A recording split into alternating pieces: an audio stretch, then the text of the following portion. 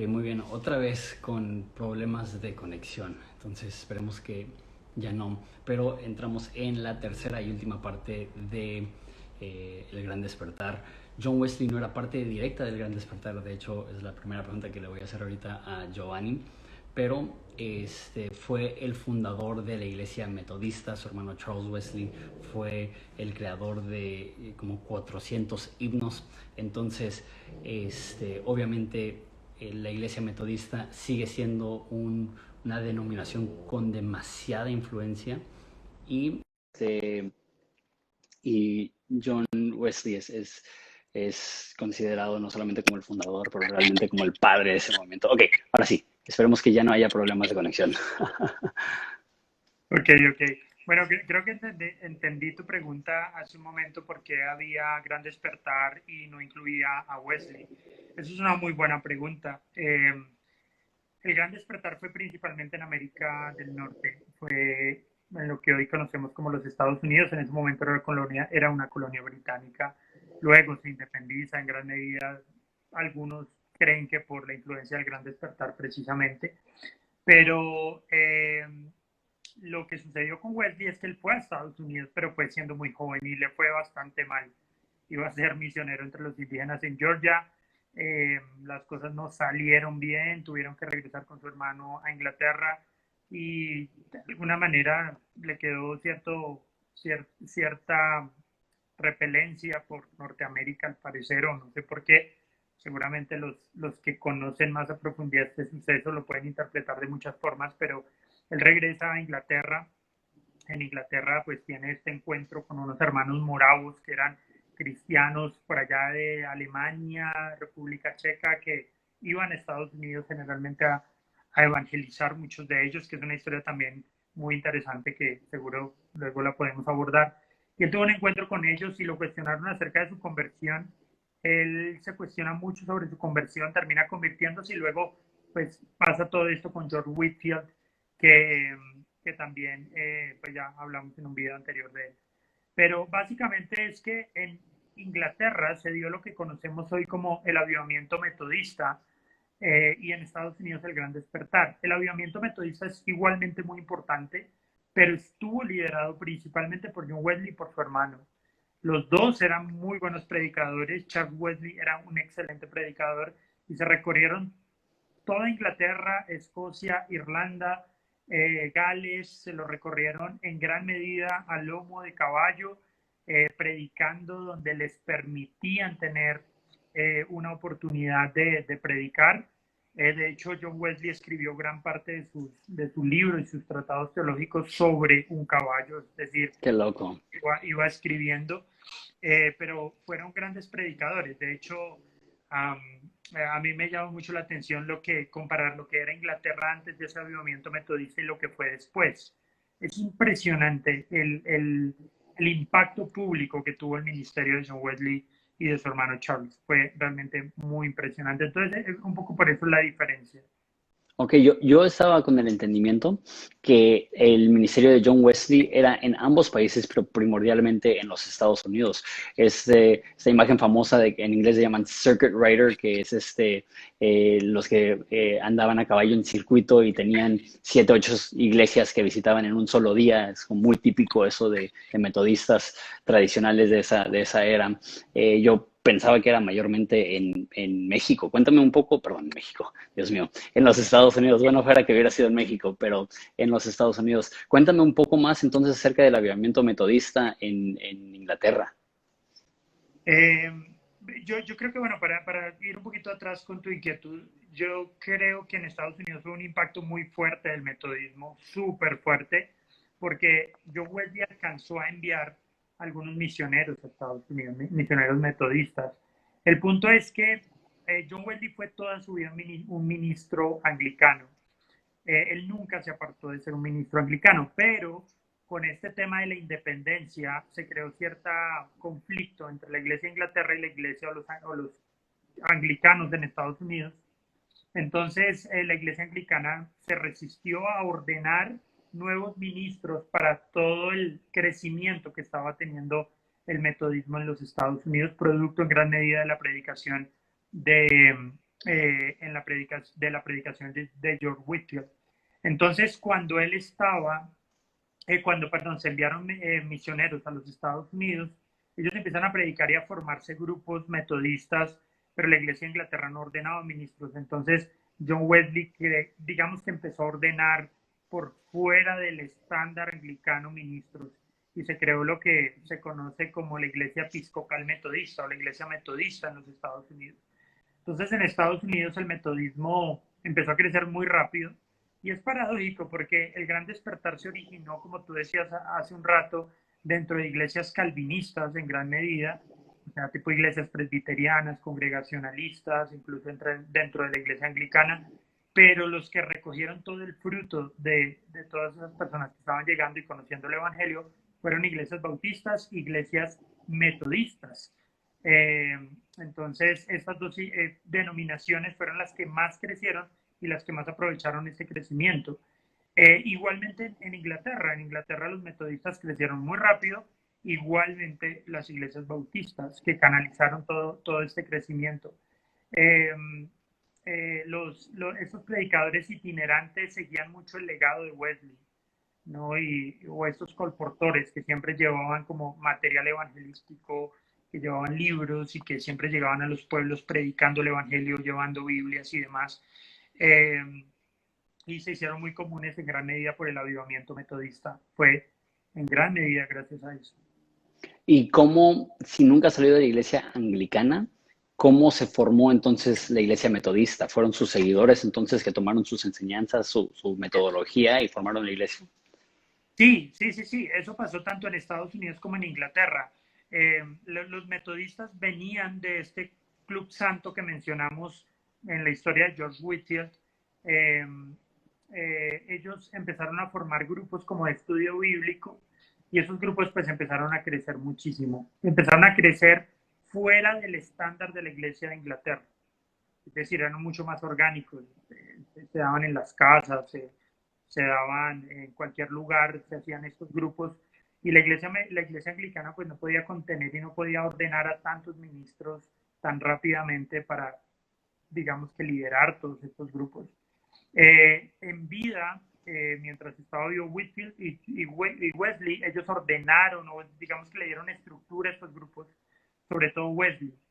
Pero cuando ya él va como en sus últimos años de vida, digamos que de alguna manera él entendió, comprendió que no había mucha posibilidad de que este movimiento, este avivamiento, este bloque de personas se unieran a la iglesia de Inglaterra y más bien se consolidaron como un grupo independiente que a la larga se conformó en la iglesia metodista. Qué interesante. Ay, tengo una pregunta que no sé si debo hacer porque está muy geek y le voy a interesar a como tres personas, pero bueno, aprovechando que tengo aquí el experto. La iglesia episcopal es la iglesia anglicana en Estados Unidos después de la guerra de independencia. Entonces, para los que no saben, la iglesia anglicana es no solamente la iglesia oficial de Inglaterra, sino que la cabeza de la iglesia anglicana es el rey. No sé si la cabeza es la palabra que ellos usarían, pero en Estados Unidos, al tener ahora libertad de Inglaterra y ya no estar sometidos a la soberanía del rey, ya no quieren formar parte de la iglesia anglicana, entonces empiezan la iglesia episcopal, que tiene las mismas convicciones que la anglicana, pero saliéndose del sistema. Y tú dijiste que la iglesia que fundó o que inició después de John Wesley es la episcopal metodista. ¿En qué momento sucedió eso? ¿Cuál es la diferencia, uno, entre episcopal y metodista? Porque hoy en día ya no es lo mismo. Y dos, ¿en qué momento empezaron a tener ese nombre? Sorry, sé que, como digo, eso es muy específica esa pregunta, pero aprovechando. Sí, pues básicamente el cambio se dio muy cerca de la independencia. John Wesley no estaba de acuerdo con que las colonias se independizaran de Inglaterra, hubo ciertas divergencias en ese tema. Él envió a varios pastores, como a varios líderes que empezaron la labor metodista en Estados Unidos, pero cuando la independencia se dio, la ruptura religiosa también se dio. Era más que obvio que se iba a dar. La iglesia metodista nació como eso, como lo que tú mencionaste, como la iglesia anglicana en los Estados Unidos, aunque luego hubo anglicanos que sí seguían la comunión de Inglaterra. Es un poco complejo explicar esto, pero la iglesia metodista nació como esos mismos anglicanos, pero de tendencia metodista, es decir, seguidores de John Wesley o de George Whitefield. George Whitefield también tuvo su parte en el metodismo, pero finalmente todas estas denominaciones que seguían el legado de George Whitefield, que eran calvinistas, metodistas, la gran mayoría terminaron siendo absorbidos por iglesias bautistas particulares, es decir, por iglesias bautistas de corte calvinista. Aunque debe decirse que la mayoría de bautistas no eran calvinistas, históricamente no fueron calvinistas, fueron arminianos, pero los bautistas particulares que eran calvinistas, muchos de ellos absorbieron o absorbieron a los metodistas calvinistas que eran seguidores de Whitefield. Los metodistas arminianos que sobreviven hasta hoy sobrevivieron en gran medida al genio organizativo de John Wesley. Que sin John Wesley y su capacidad de darle estructura al movimiento, es muy probable que este movimiento hubiera sido reabsorbido nuevamente por la Iglesia de Inglaterra, o absorbido por los bautistas, o absorbido por cualquier otro movimiento que hubiera estado en ese momento. Pero, ¿ah? ¿Cuál fue esa estructura? Porque es muy sabido que obviamente la palabra metodista viene de su estructura, de ser metodológicos o metodológicos en lo que hacen. Entonces, ¿qué fue lo que diferenciaba la estructura de John Wesley que le dio tanto, una plataforma tan firme para un movimiento que casi 300 años después sigue siendo de gran impacto? Bueno, el tema metodista en gran medida no es tanto por lo que ellos hicieron después como denominación, gracias, metódicos, sino por sus orígenes, es decir, por el origen de este grupo que se reunía en Oxford y que eran muy aplicados en seguir la regla y muy aplicados en su vida devocional y muy aplicados en el servir a otros y demás.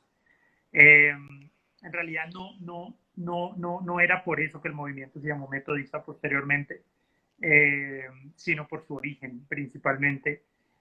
Yo no soy experto en metodismo, de hecho ahora estamos haciendo un guión sobre metodismo, así que tal vez hablar de la estructura metodista, si hay aquí alguien que ve este video y que son metodistas, puedo estar diciendo cosas que tal vez no estén en lo cierto. Tal vez podrían algunos en un mes o algo así hablar más propiamente de la estructura, pero sí sé que la estructura, digamos que estaba organizada por regiones. Por ejemplo, en Inglaterra, John Wesley y Charles tenían, digamos que dividido el territorio y había como superintendentes que supervisaban lo que sucedía en cada territorio y a su vez había pastores locales como en cada iglesia y grupos y demás. Entonces sí había una estructura. Seguramente no soy experto en estructura de la iglesia metodista y vamos a hacer un video sobre eso, así que próximamente van a ver más sobre eso. ¿Algo más que quieras agregar ya cerrando acerca de John Wesley o aprovechando de George Whitefield o Jonathan Edwards? Mira, yo creo que o sea, como iglesia siempre vamos a ser una iglesia imperfecta, una iglesia en la que va a haber divisiones, una iglesia en la que va a haber controversias, una iglesia en la que va a haber enemistad, incluso por cuestiones doctrinales o teológicas, pero cada vez que eso pasa, debemos recordar que el Señor es el Señor de la iglesia, y cada vez que sintamos que la iglesia está decayendo, cada vez que sintamos que la iglesia se está yendo hacia el libertinaje o se está yendo hacia el legalismo, siempre debemos recordar que la iglesia es del Señor y que la iglesia puede levantar hombres como George Whitefield, como John Wesley, como Jonathan Edwards, y esa es nuestra esperanza, que el Señor se glorifique en medio de nuestra imperfección y que el Señor nos avive, no tanto en nuestras emociones, sino en nuestro deseo de honrar al Señor a través de seguir su palabra y ser fieles a Él. Increíble. Y también pensar que México y Latinoamérica, viendo históricamente, está colocado en un buen lugar para que haya ese tipo de avivamiento, ¿no? Y siento que ha habido un mover muy fuerte en los últimos 60 años en Latinoamérica, pero creo que podría utilizar muchos de las bases que tuvo el Gran Despertar, ¿no? De que hay mucho hincapié en ir a la iglesia, hay mucho hincapié en utilizar el título cristiano, cuando esas personas estaban diciendo, qué bueno que vengas a la iglesia y qué bueno que te consideres cristiano, pero has sido regenerado, has tenido una transformación real, completa, el Espíritu de Dios aviva dentro de ti y te ha hecho una persona totalmente irreconocible a la persona que eras antes. Y si la respuesta es no, es que necesitas realmente reconsiderar tu situación real espiritual. Y siento que eso es algo que en México y en Latinoamérica estamos en un buen momento para que se levante un despertar de ese tipo también. Entonces, me anima mucho esta conversación contigo. Tengo una pregunta más, lo siento. ¿Cómo nació Byte? Lo que están haciendo realmente es fascinante y desde que retomé otra vez mi canal de YouTube hace como 3 meses, he estado haciendo un poco, hice una serie de 6 videos de la Reforma Protestante y voy a hacer una eh, en unos cuantos meses de los primeros 500 años de la historia de la Iglesia. Entonces me puse a ver videos de historia de la iglesia en español y no hay muchos y los de ustedes están tan chidos. ¿Cómo nació? Y felicidades también por el proyecto. Yo siempre digo que Byte nació como mi excusa para poder estudiar historia de la iglesia. Es básicamente mi resumen sería, pero no, básicamente surgió digamos que por la pasión por la historia y por el contexto, siempre saber por qué somos lo que somos, por qué creemos lo que creemos, por qué hacemos lo que hacemos como iglesia, y siempre encontramos una respuesta en la historia. Y para mí eso era fascinante desde que era niño. Y sí, un poco el contexto no solo histórico, sino actual, o sea, cómo viven los cristianos al otro lado del mundo, qué retos tienen. Nuestro verbo, el verbo que nos define es visibilizar.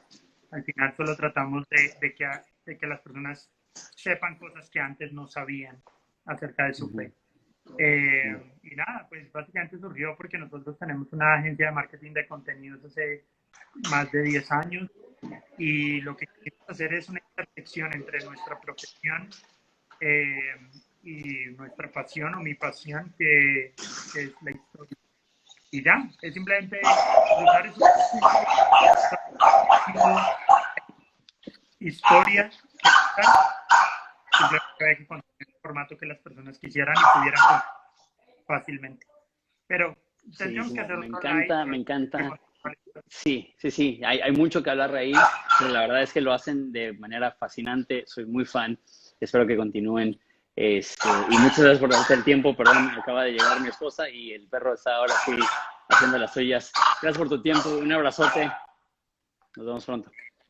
Ok, ok, gracias a ti. Gracias, Un abrazo, Dios te bendiga. Feliz noche. un abrazo. Igual, bye. Bueno.